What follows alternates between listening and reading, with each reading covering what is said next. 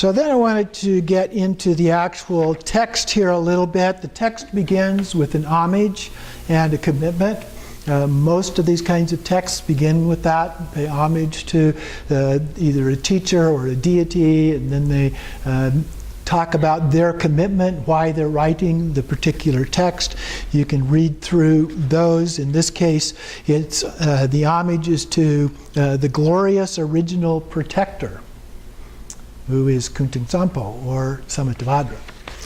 And it also mentions Drime Odzer, a name you may not be familiar with, but that's Longchenpa. So just a couple of names that you might need to be familiar with as you go through this. And then the next real heading, when we get into the meat of this, is for those of keen faculty. Okay, so you're getting a high order here as a part of this.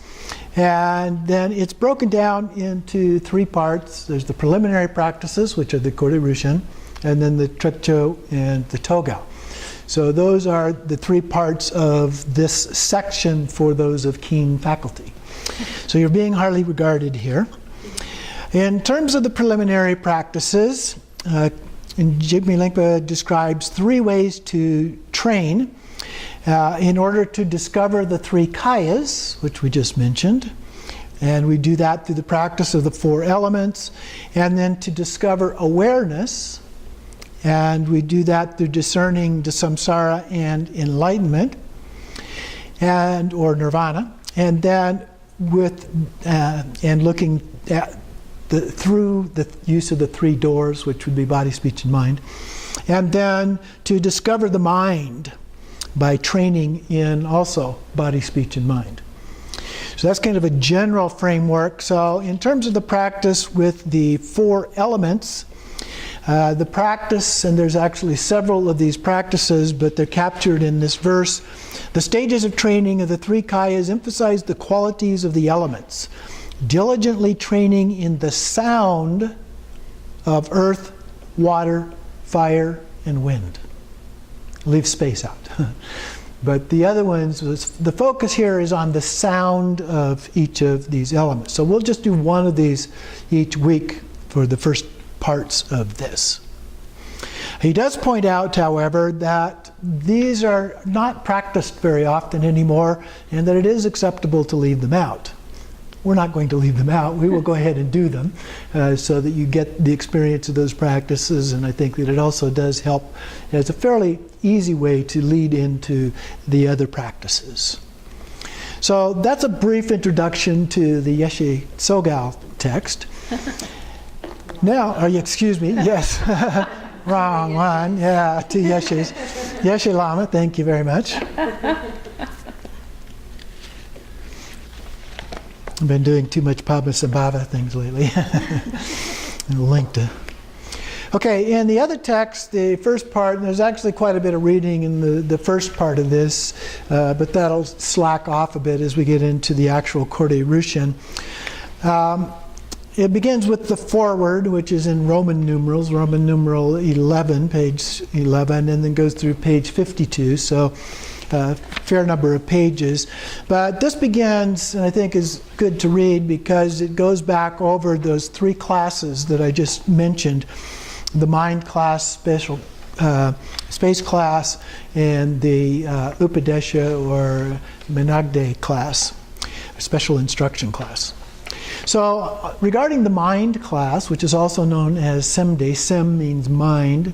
So the mind class, it says that all appearances are the display or creative energy of the true nature of mind. Okay, so the focus in this class of instructions is the mind. And so sometimes compared to being like the images reflected in a mirror. I often use that reflection, differentiating between the mirror, which in this analogy would be mind, and the reflections, which would be the manifestations of mind, what we look at as ordinary experience. Okay? So understanding the difference between those two. So the basic idea, we have to break through our conceptual clinging into the true existence of samsara and nirvana. So that's the essence of what we're looking at with the mind class. So the mind class shows us things that do not exist in any true ultimate sense. They appear, yet they are empty at the same time. And one way to think about that is everything we experience is in fact in our mind. There may be things out here, and they appear to us in one particular way, but that's because of our human brain, our human sense organs, and so forth. There are things that we do not see that do exist out there. We don't see ultraviolet light. We don't see other parts of the electromagnetic spectrum. We don't hear the entire range of sound. Okay? So there's lots of things that are very different. If you were a dolphin, you could sense sonar range sounds. We can't do that. Bats also can sense sonar range. We can't do that. So your experience would be very different if it weren't for our particular sense organs and our particular brain in terms of how it interprets those things. There are differences between animals in terms of how they actually interpret what's going on in the world. And so it's our particular brain and our sense organs that makes up our experience. So when you look out there and you see things, that's not what's out there. What you're seeing is what's going on in your mind. And we would tend to point at our head. Tibetans would tend to point at their heart. They view the mind as being in the heart, particularly the heart essence. And actually the word is in Tibetan means heart-mind. So they look at it as kind of a combination of the two. And if you're not aware of it, we actually do have neurons in our heart. So we do have brain cells in our heart too. It was interesting. Kind of an aside though. Anyway, so then finally the last comment here on the mind class is that meditation in the mind class consists of resting naturally in appearance emptiness, the Dharmakaya. Okay? Then the space class, which is also called Longde. The space class emphasizes emptiness, self-liberation, and purity. Mind's true nature is primordially free and naturally pure. It's already liberated. Its appearance and liberation are simultaneous. So these happen together. There's never been any existence or non-existence. Existence and non-existence are concepts. Okay? It's a little bit like the Heart Sutra, if you're familiar with the Heart Sutra. No eyes, no ears, da-da-da-da-da-da. No hearing, no seeing, da-da-da-da-da-da. Okay? Those are concepts. And so this transcends concepts, and that's what makes it difficult to try and explain or even experience, although in one way it's actually extremely simple. But that's part of what makes it hard, because we layer it with all kinds of things. So it is personified as Samattabhadri, the consort of Samattabhadra, and it's the vast expanse of awareness, or what we call Rigpa, from which all appearances manifest. So Rigpa is that nature of mind which then manifests in terms of the different experiences. It's the potential, if you will, for that to happen. So the space here means that it has a sense of being in the midst of space rather than simply observing it. So it's not looking out here at space per se, but it's a sense of being in space. Okay? And it's without concepts or any particular point of view. It's a union of space and awareness. If you recall from the teachings of the Buddha in the third turning of the wheel on Buddha nature, he talked about Buddha nature as luminous emptiness. And so that luminous aspect here is the awareness, and the space is the emptiness. So it's the combination of these two. So this without any subject-object duality. They're just together. And then when meditating in the space class, again, there's nothing to do. We just sit, rest, and relax freely. Okay? It's not a forced kind of meditation at all. And then we get to what he calls in here the key instruction class, or I'm more familiar with the term special instruction class, or menagde. So in this class, the nature of mind goes beyond the other two classes. It's the view of the secret instruction class. It's the union of appearance and emptiness. And that's the characteristic that we usually use to describe Dzogchen, or the Great Perfection. If you recall from the natural liberation classes, when we were looking at those, we started off with the path of individual liberation. And there we talked about appearance emptiness. And then we went on and we talked about the path of altruism, and we talked about, in that particular class, luminous emptiness. And then we went to the path of Tantra, and we talked in there about bliss emptiness. And then we went to Dzogchen, and we talked in there about awareness emptiness. And then when you get to enlightenment, we talk about compassion emptiness. But they're really all just different ways of looking at the same thing. Like there you're looking at the palm of my hand, now you're looking at the back of my hand. Still the same hand, okay, but different ways of looking at it.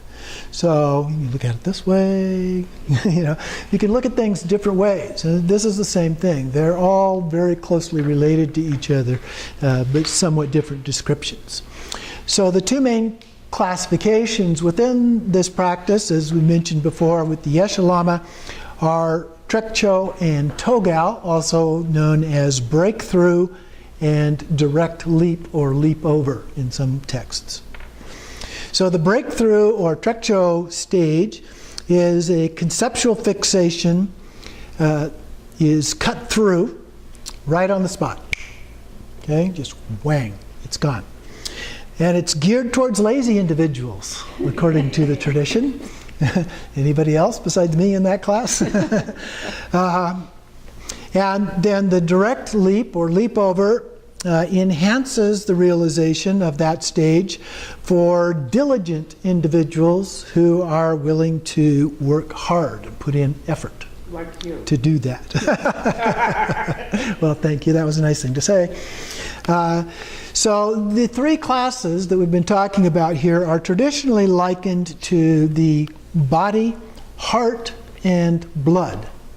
The what? Okay, body, heart, body, heart, and blood.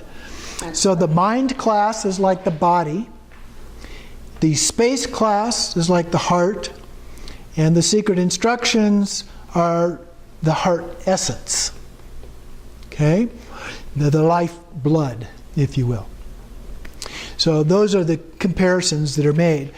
Other comparisons that are made, the mind class deals with appearances, and it's called the outer section. The space class deals with the mind's internal phenomena, perceptions, thoughts, emotions, and such, so it's the inner section. And then the key instructions are called secret because they're so profound and can only be pointed out directly. They're also referred to as sometimes as pith instructions. Okay? Just a few words. So there's a sense of trying to reach the point of naked truth. Truth without any elaboration. Okay? Strip away the clothing, so to speak. And so we arrive at this essential point. And so there's no need for further investigation or any discursive analysis, those kinds of things. They're beyond concepts.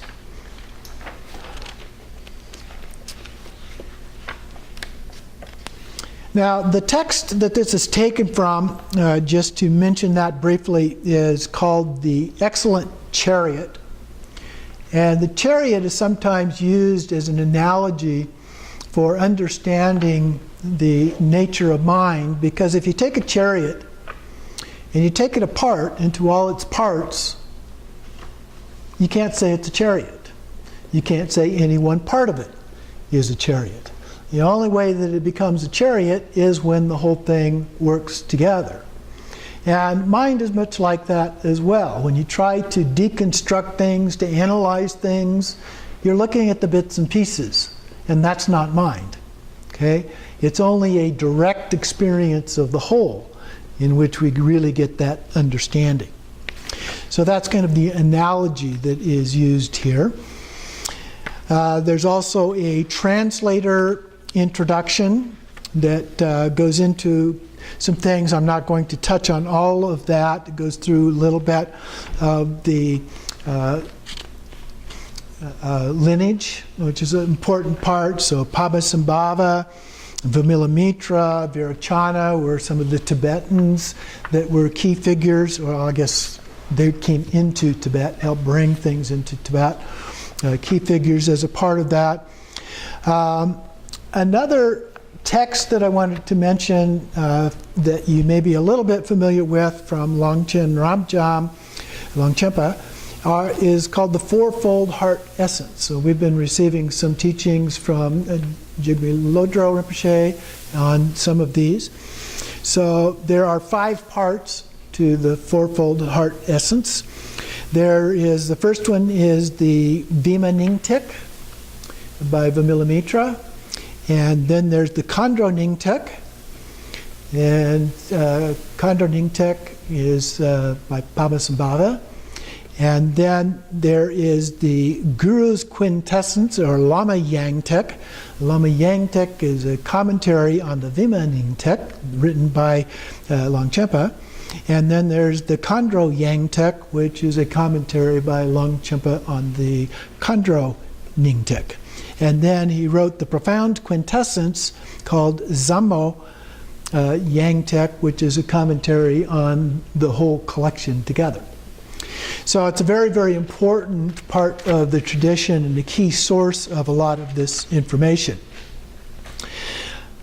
In the Vimalamitra text, he points out there are a few sadhana practices as a part of that.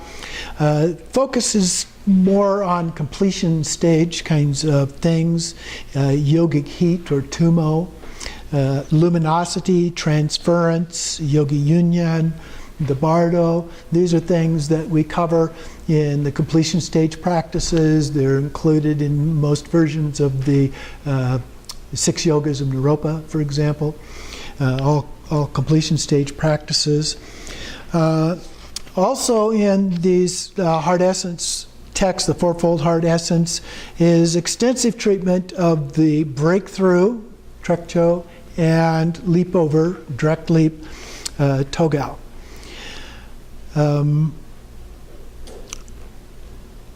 The heart essence of Vimalamitra, he goes into and talks a little bit about that. A couple of things I wanted to point out here. There's a group of texts that are called according to different colors. One of those is the golden, and here he uses golden lettered. We used it in the Introduction to Dzogchen class as golden letters. Okay, so that's the text which has the core heart essence of Vimalamitra, as well as a root tantra and commentary by Garab Dorje. You may recall those, sometimes referred to as the last testaments, like the last testaments of Garab Dorje, the 3 statements of Garab Dorje. There's other titles that are sometimes given there. And those are the most famous of all the heart essence teachings as a part from that source. Then there's the Khandro Ningtek, the heart essence of the Dakinis, as well as the commentary on that one. And that includes common preliminary practices and Dzogchen preliminaries, tantric practices, and then breakthrough and direct leap or leap over. So Trekcho and Togal as a part of that. We'll come back to, he comes back and talks a little bit more about Khandro Ningtik and some of the details of the practices that are included there. So I've got a handout for you on that we'll come back to. And so these direct instructions are said to bring Buddhahood in 3 years and cause the corporal aggregates to disappear in this very life. That's a pretty impressive possibility. And the instructions here are said to be cycles that are written for simple yogis. Okay?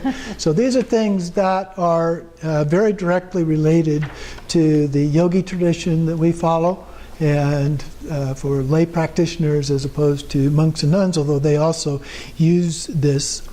He talks a little bit then about the content of the excellent chariot. It says it opens with the contents, coverage of the contents, and a short lineage history.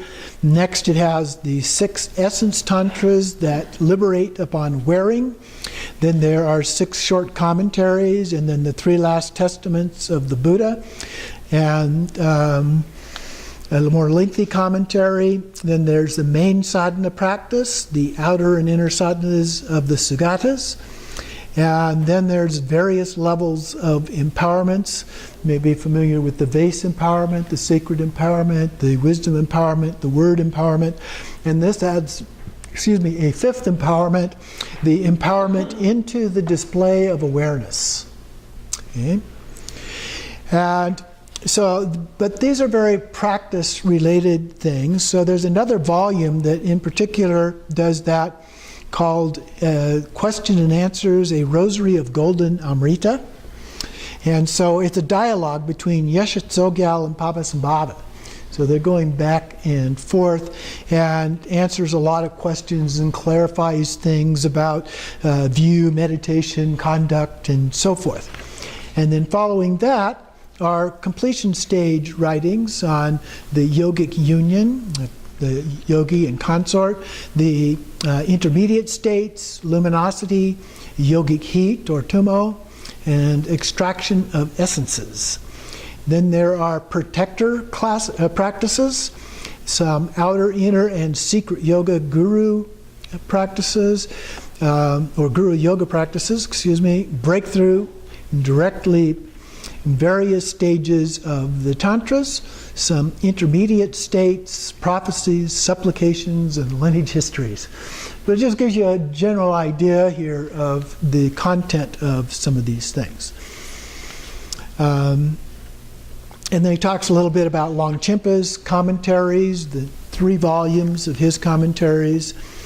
The first 2 texts he talks about a little bit. The second one, The Ocean of Clouds of Profound Reality, is a comprehensive presentation of great perfection, thought, and practice. The third volume is practice-related texts, which include development stage, or what we often call generation stage, completion stage practices, breakthrough and directly, so Trekcho and Togal, a sadhana of the 5 Buddha families, which is often done as the 3 roots practice, and then the rituals and Dharma protector practices. So they tend to have somewhat similar kinds of content, a little bit different from each other. And then there's a 5th volume which has 2 parts related both to the teachings of Vimalamitra and Padmasambhava, with further instructions and clarifications, including some on the dark retreat, which we don't teach because it requires some special facilities as well as somebody who can actually guide somebody through that process. And so then he talks a little bit about practicing these practices, and then he goes into a little bit of detail on the outer and inner preliminaries. So remember, we have outer, inner, secret, and most secret of these, but here he's talking about the outer and inner preliminaries. And says that over the centuries, the preliminary practices have gradually taken on a fairly rigid structure. And so we start with the 4 contemplations that change, the 4 thoughts that turn the mind, we usually know them as the outer preliminaries, and then refuge, bodhicitta, vajrasattva mandala, and guru yoga is the inner preliminaries. And then in the heart essence of Vimalamitra, there's one called the 7-point contemplation. A little bit different mix of different things that includes some common ones like impermanence, karma, nature of samsara, and so forth. But the seventh point is actually a completion stage practice. Includes bliss emptiness, clarity emptiness, non-conceptuality, and so forth. Longchenpa's instructions include a striking similarity to the breakthrough practice. So a little bit of overlap in the way some of these things are put together. He also points out that there are at least two lineages that do these alternative forms of this practice that are still being done today, one of which is the Longchen Nyingtek that I mentioned before. So the heart essence of the dakinis has a number of different formulations of these preliminary practices, and one of them is contained in a text called The Sun, the Moon, and the Stars, in which Longchenpa lays out a 6-year plan. Okay? Remember, it took the Buddha about 6 years of study and practice before he achieved enlightenment. And so this kind of matches that. So complete liberation is said to coincide with the completion of the teachings. So there's a preliminary phase that takes 6 months. 1 month spent on impermanence, 1 on samsara, 1 on karma, 1 on freedoms and endowments, combined with Vajrasattva, 1 on outer, inner, and secret mandalas, and 1 on Guru Yoga. Nothing specific on refuge and bodhicitta, but it's assumed that those are included and embedded in those other ones. And then he goes on and points out that in the excellent chariot version of these at the Dzogchen monastery, so if you did volume 1 of this, you would find these. The outer and inner preliminaries are practiced in tandem rather than sequentially. So you don't do first the 4 thoughts that turn the mind and then the other preliminaries, or nundro. But you've got one of one, one of the other. They alternate back and forth between the two. And then he talks about the heart essence preliminaries. So we're getting closer to our subject here. In this, so the outer and inners are then followed by the Khorde Rushen, separation of samsara and nirvana. So the physical, verbal, and mental preliminaries are part of that, then resting in the natural state, and revitalization. So it's divided into those categories. He points out that in terms of outer and inner preliminaries, there's no set order. There's different ways of doing that, just as I pointed out. In the chariot, it alternates back and forth. In most cases, they're done sequentially, but there's no fixed order. Even within the heart essence of the dakinis, a number of different presentations are given. So it's not even within that one text, it's not all exactly the same. So we have the first testament of the Buddha, the second testament of the Buddha, and the third testament of the Buddha are the subparts of that. And then the essential instructions on the essence tantras that liberate upon wearing by short instructions from Gerb Dorje. And then the inner separation. And in Longchenpa's Sun, Moon, and Stars, there are the single most elaborate and comprehensive approach to describing these things. So he goes through a little more detail on that here, and then I'm going to give you a handout that kind of summarizes all of that. So we have a 6-month preparatory period outlined in that previous section that I went over. And then we have the Dakini empowerment, followed by 3 months of practice. The Vase empowerment was 6 months of practice of the 5 Buddha families, or the 3 roots. And then 20 days of physical outer separation and 10 days of the Vajra pose, which is one of the Khorde Rushen practices that we will do. And then the secret empowerment is followed by verbal separation for 20 days, with each of the Hong yogas. There's a variety of Hong yogas that we'll go through for 20 days. And inner separation for 1 month and 10 days. Yogic heat for 1 month. Other subtle body practices for 3 months. And then knowledge, wisdom empowerment. The mental separation for 20 days. Mental preliminary for 9 days. State of tranquility, resting in the natural state, and revitalization for 3 days each. And then this is followed by subtle body practices for a total of 6 months and 10 days, after which we receive the word empowerment, and then practice the breakthrough, or Trekcho, and the empowerment of the display of awareness, and you practice the direct leap, or Togal practices. So you can see they're a little bit more mixed in a different way than the way that we typically have been teaching them. So let me give you this handout here that kind of summarizes all of those. Go this way, I guess.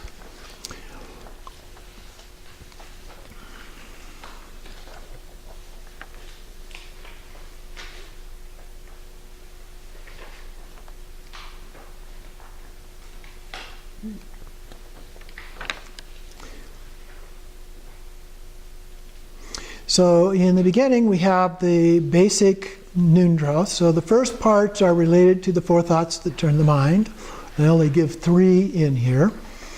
And then it goes into the other part of Nundro, the uncommon Nundro is the way we often refer to it. And he talks about outer and inner, so that would be the inner parts. I guess it does have all 4, because it does have the precious human life here as the freedom of endowments, but that gets then combined with Vajrasattva. And then we have the mandalas and the Guru Yoga. And then the Khorde Rushen and Dzogchen practices get interspersed along with also some Ana Yoga, generation stage practices, and Maha Yoga, completion stage practices. And so we have the Dakini empowerment. It doesn't specify what Dakini is being referred to. I would guess probably Yesha Togal, but it could be Vajrayogini, Vajravarahi, or one of the others. And then the vase empowerment, and then the outer and inner 5 Buddha families, so this would be the 3 roots, the physical outer separation, Vajra pose, then the secret empowerment, followed by the Hong yogas, inner separation, and then Tumo, inner heat. Then the other body subtle practices, or subtle body practices, followed by wisdom empowerment. And so we have the mental separation. So here we get into the actual separation parts of Khorde Rushen. Mental separation, mental preliminary of analyzing origin, presence, and departure of the mind. Then resting in the natural state and revitalization. Then you go back and do some more subtle body practices, and then we get the word empowerment, do Trekcho, the empowerment into the display of awareness, and do Togal. Okay? And you can see the timelines, although with the last 2 there, it's just until you get certain signs of accomplishment. So that could happen rather quickly, or it could take years to do. Okay? And some people do those kinds of practices for their whole lifetime.